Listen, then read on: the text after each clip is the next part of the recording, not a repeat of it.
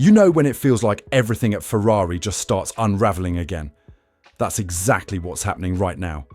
The team's in another storm, and this time it's not about a race result. It's about what's happening off the track. Ferrari chairman John Elkann made some blunt comments about the team's disappointing season, and instead of staying quiet, Lewis Hamilton and Charles Leclerc fired right back, almost in sync. Their reactions made fans believe there's more going on behind the scenes than anyone at Maranello wants to admit. Let's be honest, hearing Ferrari's own chairman publicly criticise the drivers, saying they need to focus more on the team and talk less, is shocking enough. But what really caught everyone's attention was how fast Hamilton and Leclerc responded. Hamilton posted, "I back my team, I back myself, I will not give up." Leclerc echoed the same message, emphasising unity and teamwork. It didn't sound random at all.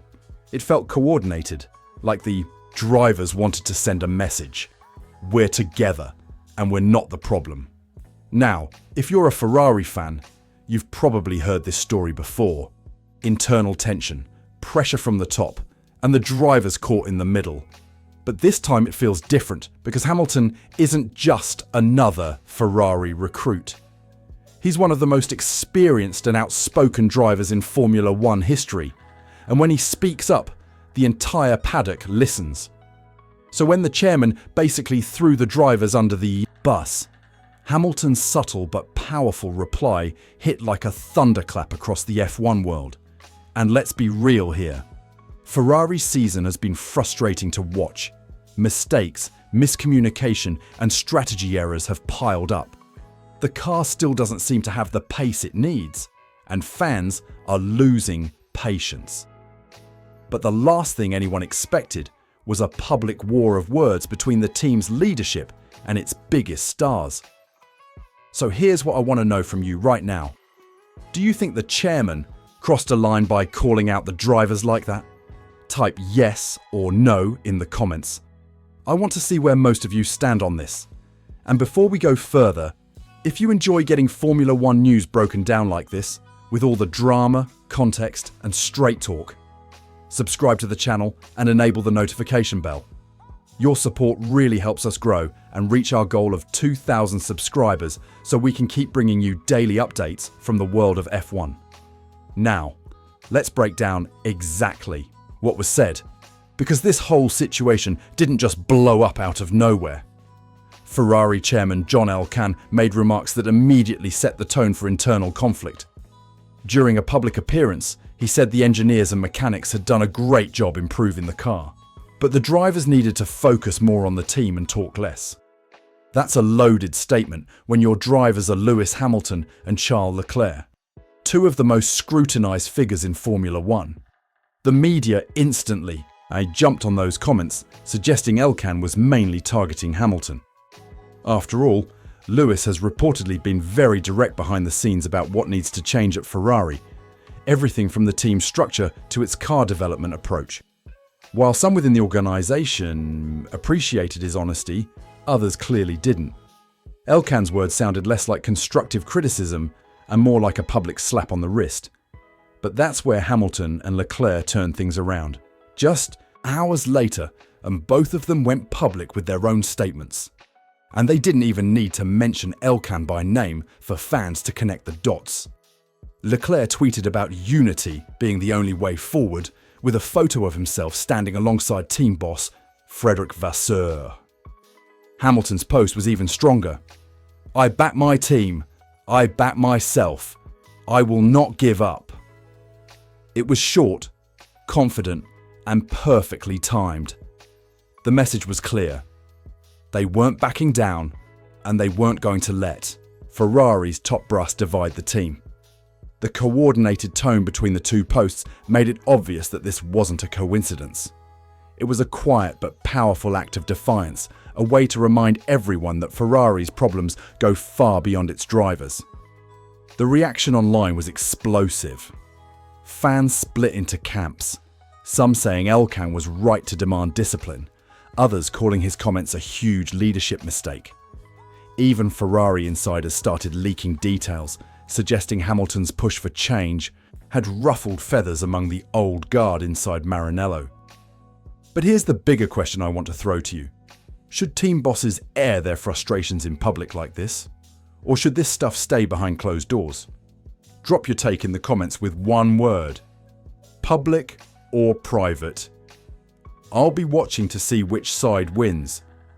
And if you're loving this breakdown so far, don't forget to hit the like button. It helps the channel more than you think. Plus, it tells me you want more deep dives, like this one.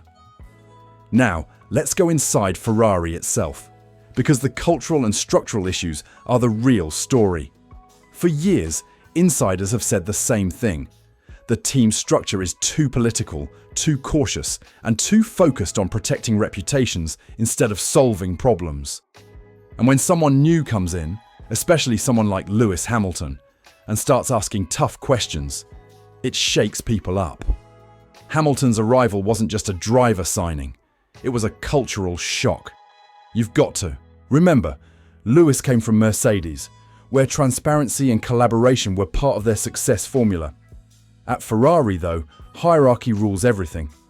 Engineers answer to managers, managers answer to directors, and everyone answers to the top, where every mistake can turn into a headline. That pressure cooker environment means innovation sometimes takes a back seat to fear of failure. And that's why Elkan's public comments hurt so much. For Hamilton and Leclerc, it felt like confirmation that Ferrari's leadership still plays the blame game instead of building unity. Imagine you're trying to lift a struggling team, but instead of being backed up, you're criticized on camera. That doesn't just bruise egos, it breaks trust. But here's the interesting twist. Sources close to the team say Frédéric Vasseur, the team principal, actually sided with the drivers behind closed doors. Apparently, he told Elkan that public criticism would only make things worse, not better. If that's true, it shows that even inside Ferrari, there's disagreement about how to handle the pressure. And maybe that's the real story here. Not just one conflict, but a deep cultural divide. On one side, the old-school leadership trying to maintain control. On the other, modern drivers and managers trying to bring in a new mentality. It's like two different eras of Ferrari colliding right in front of us. So here's a question for you. If you were in Ferrari's position, would you back Hamilton's outspoken, modern approach or stick with Elkan's traditional leadership style? Comment Hamilton or Elkan below, and let's see which vision fans believe could finally bring Ferrari back to glory. And if you haven't yet, hit that subscribe button and enable the notification bell. It really helps the channel grow and reach our goal of 2,000 subscribers. Plus, you'll be the first to catch our next video when we break down what could happen if this internal tension keeps escalating. Now let's look at the consequences if Ferrari doesn't get this under control soon, because history gives us some clues, and none of them are comforting. Every time the Scuderia falls into internal chaos, performance on track suffers. It's almost like a repeating pattern.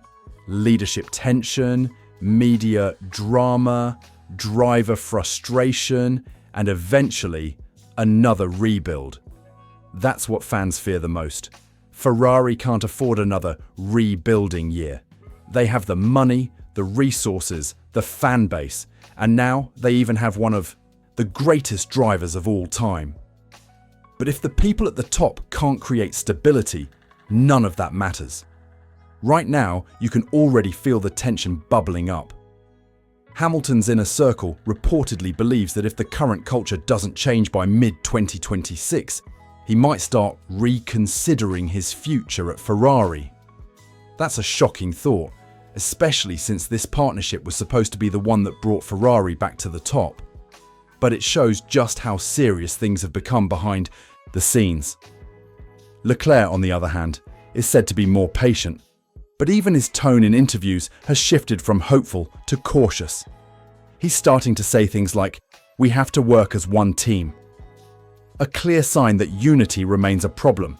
If this situation keeps escalating, it could divide the garage, slow down development, and make Ferrari fall even further behind Red Bull and McLaren. And think about the optics. If Ferrari somehow drives away both Hamilton and Leclerc through internal politics, it would be one of the biggest self-inflicted disasters in F1 history. Fans would lose faith, sponsors would start asking questions, and rival teams would smell blood in the water. But here's the thing. There's still time to fix it. Ferrari has an opportunity to use this moment as a wake-up call to finally modernize its leadership and communication style. They can either double down on old habits or truly evolve into the kind of united, fearless team that can take on Red Bull and Mercedes head-to-head. So here's what I want to ask you. If you were running Ferrari right now, what would you fix first? The leadership, the team culture, or the car itself? Drop your vote in the comments. Leadership, culture, or car? I'll feature some of your answers in the next video. And hey, if you're enjoying this deep dive, make sure you're subscribed and that notification bell is turned on. We're growing fast, and your support helps us reach that 2,000 subscriber milestone so we can keep delivering daily F1 coverage straight to you. Now for the wrap-up and verdict. There are clear next steps and likely outcomes, and where you fit into the conversation matters. Right now, Ferrari stands at a crossroads. They can either treat this as another short-term flare-up that gets papered over, or they can face the uncomfortable truth and change the way the team operates. If they choose the former, expect more of the same. Incremental fixes, public statements that sound reassuring, but don't address root problems, and a slow drift away from contention. If they choose the latter, you could see real structural moves, new processes for car development, a clearer chain of responsibility so engineers aren't penalized for trying something bold, and a communication strategy that keeps internal disagreements private and productive. From everything we've heard, the most likely immediate outcome is a mixed one. A public olive branch from management, a private push for reforms led by people like Frederick Vasseur, and a temporary truce that holds only if progress is visible on track. That visible progress is the key. Drivers like Hamilton and Leclerc are far more likely to stick around if they see genuine momentum in the garage. Not promises, but performance gains, and fewer avoidable mistakes. If that momentum doesn't arrive, the scenario we should all worry about becomes plausible. Hamilton re-evaluates his future, and Leclerc grows increasingly frustrated, which would create a talent vacuum Ferrari cannot afford. But I don't want to end on doom. There is a very real path back. Ferrari has the resources, the talent, and the global pressure to force change. The question is whether leadership will let pride stand in the way. Now I want your final call. Do you think Ferrari will genuinely change this time, or are we watching another cycle repeat? Type change or repeat in the comments and tell us one sentence why. I'll highlight the best replies in the next video. Also, if you haven't already, subscribe and hit the notification bell. We're aiming for 2,000 subscribers so we can keep producing timely, in-depth F1 analysis like this, and your subscription makes a real difference. Like the video if you found this breakdown useful, share it with one friend who follows Ferrari, and consider pinning a comment with your strongest prediction. That helps spark debate and keeps the conversation alive. Thanks for sticking with the full breakdown. If you'd like